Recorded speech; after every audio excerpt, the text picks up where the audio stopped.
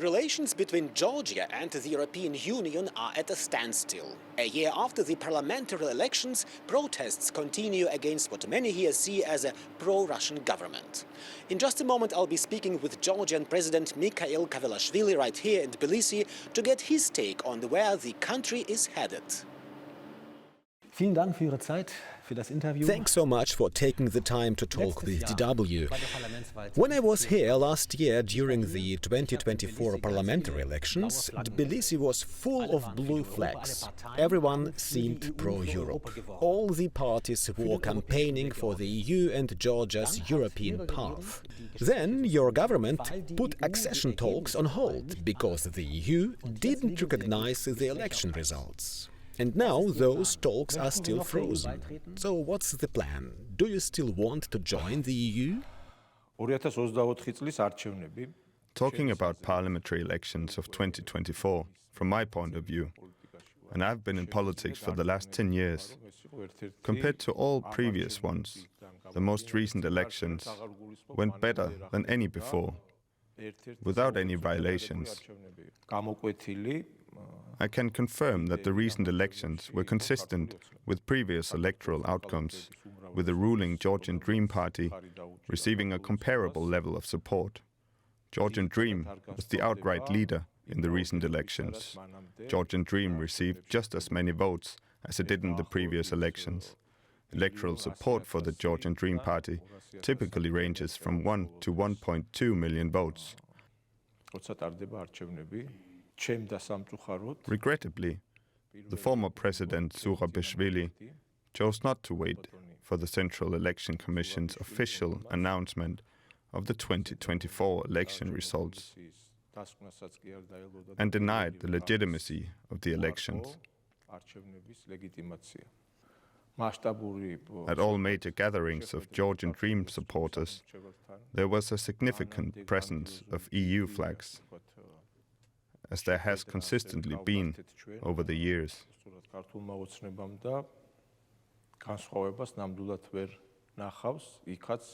The Georgian Dream government never refused to join the EU.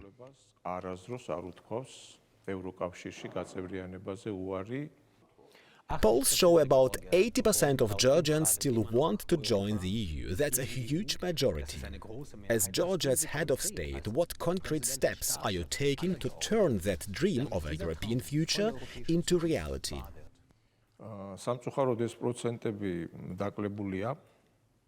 Unfortunately, support for this has decreased, whichever way you look at it. So if 80% of the population support joining the EU and 60% of the population support the Georgian Dream, what does that mean? It turns out that the majority of the population supports both EU membership and the Georgian Dream. So where's the difference between these two facts?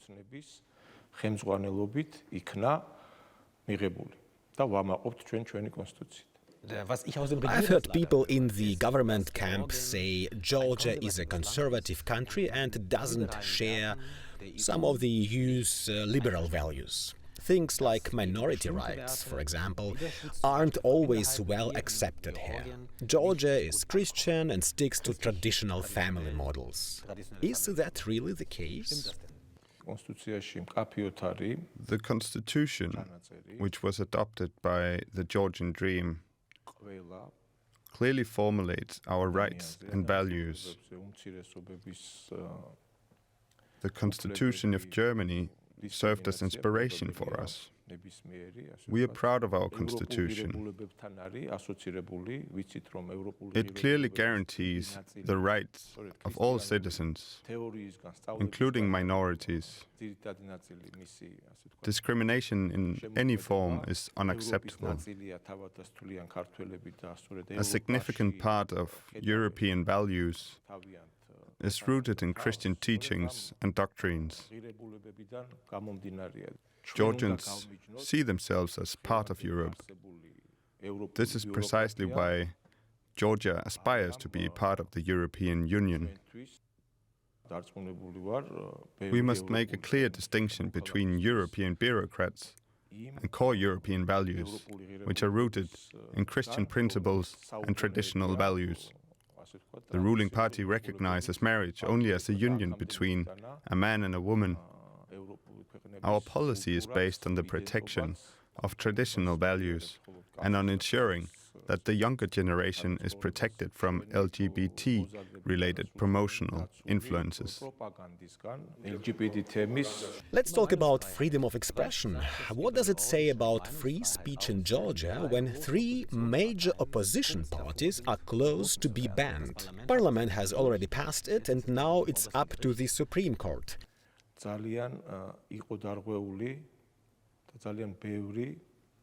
There's much evidence of crimes committed by the previous government. We were obligated to uncover this criminal evidence, to establish their full extent in accordance with all legal standards,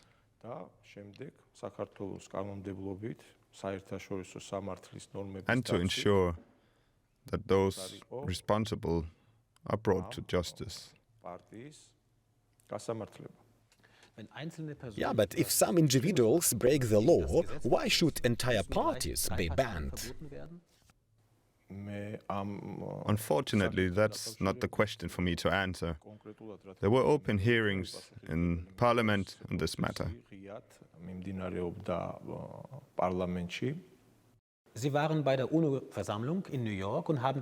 the UN Assembly in New York, you talked about Georgia's history as a constant fight against invaders.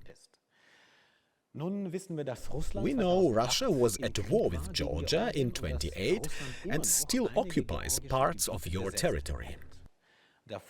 But critics say your government is too close to Moscow in its policies, in parliament, even in the laws it's passing. Things like the law against so-called LGBTQ propaganda, the planned ban on political parties, the foreign agents law, all of that looks a lot like what's happening in Russia. What do you say to those critics? There's nothing, no facts that prove that we have any sort of connection with the Russian government.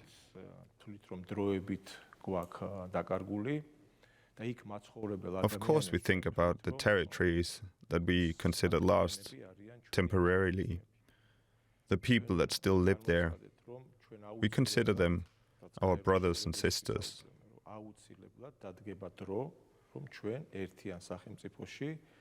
As I also mentioned at the UN Assembly, the ruling party has promised that a time will come when we will live together in a united state.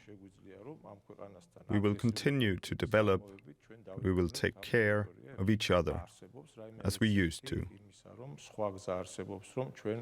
The whole world is motivated to stop Russia.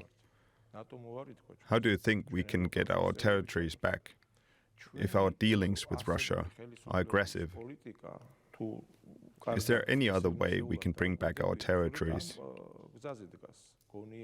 We are not a NATO member. NATO rejected us. We are also not a member of the EU. If you look closer, our policy, the policy of our government, is based on pragmatic, balanced and realistic models. There was a time when we were left with no support, and our policies are born out of that sad experience. Our policies are based on our national interests.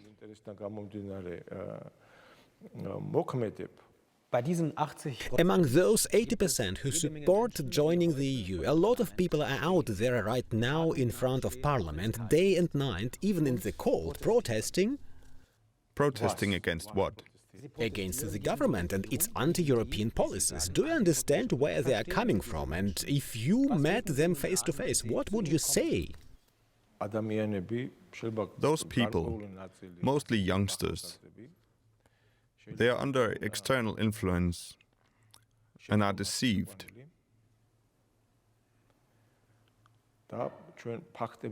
We are based on facts.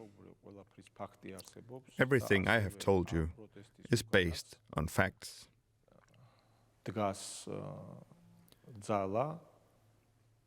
Behind this protest is a force which has no interest in close relations between the Georgian Dream government and the EU member states.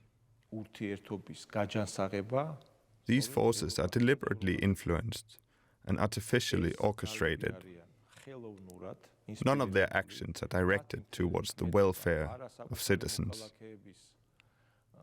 They are mostly paid groups from abroad with their front figures. What are they fighting for? Do you know what they're fighting for? Juri, can you answer me?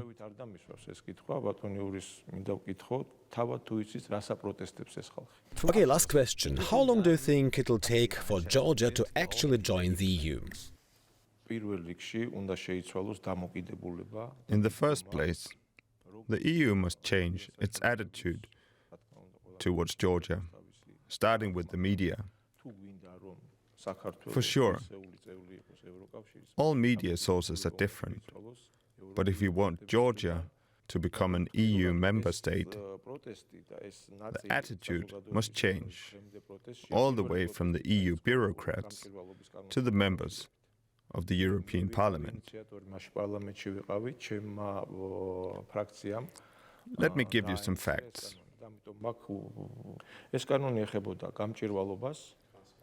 The protest started when the so-called Foreign Agents Law was passed. I was the founding father of that Foreign Agents Law.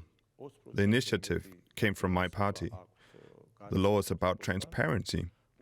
The law demands a full declaration of the finances of NGOs if 20% of their budget comes from abroad. NGOs are obliged to show all their documentation and be transparent about their spending. There's nothing more to it than that. We joined all the sanctions we could, except for those which would go against our national interests and economic situation. We supported all UN resolutions concerning the war in Ukraine. We have not sent any volunteers to Ukraine so as not to be accused of participating in the war. Georgia has not gained EU candidate status, although we were and still should be leading candidates. By 2030, Georgia will be ready to join the EU. But right now, we don't know whether the EU's view will change or stay the same. They are applying double standards. Dialogue is key, but they are not engaging in dialogue with us. Sometimes they recognize this government and sometimes they don't. It's absurd.